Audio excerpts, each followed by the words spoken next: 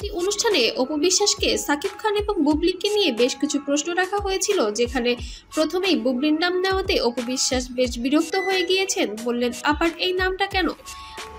স্বপ্নম বুবলি এমন একটা মানুষের নাম বলেছে। আমি এই বিষয়ে কোনো মন্তব্য করতে চাচ্ছি না। পুনরায় উপস্থাপিকা তাকে আবার প্রশ্ন রাখেন, আপনাকে এবার বলতেই হবে বুবলি কেমন চরিত্রের মানুষ। তখন অপু বিশ্বাস বলেন, তাকে নিয়ে আর কি বলবো, কিছু তো বলারই নাই আমার। আপনাদের কাছে সবসময় সবকিছু গ্লাসের মতো পরিষ্কার। সারা দিন রাত বাড়িতে বসে থাকবা, কথা বলবা না। পৃথিবীর সবচেয়ে ভালো কাজটা সে করতে পারে, যেটা অনেক কঠিন কাজ। আমার পক্ষে তো সম্ভব। বুবলির বাথরুম কাহিনীর কথা বলতেই যেন হেসে উঠলেন অপু বিশ্বাস। বাথরুমের বিষয়টি বলতে বলতেই যেন ডিবি অফিসের বিষয়টিও যেন চলে আসে কথার মাঝখানে। সেখানে ওটা তো বাথরুম হইলে ডিবি অফিসে মানে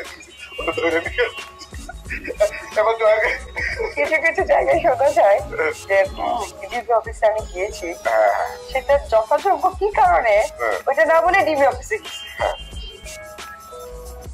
অপু বিশ্বাস বলেন, আমি ডিবি অফিসে গিয়েছিলাম সেটা সবাই বলে, কিন্তু কেন গিয়েছিলাম সেটা কেন সবাই প্রকাশ করে না? যেহেতু অর্ধেক কথা বলে, সম্পূর্ণ বললেই কি ভালো হয় না? দর্শক শ্রোতাদের বুঝতেও ভালো হয়। যে কারণে পিছিয়ে যায় সেটাকে বলে, মানে হয় না যে অতি জানাতে গিয়ে পিছনে যাওয়া আর কি। ওরা একটা প্রোডাকশনকে আপন ভাবা, নিজের ভুল ত্রুটি যেটাই হোক না কেন আবার নতুন করে প্রেজেন্ট করা, এটা খুব ভালো একটা। খুব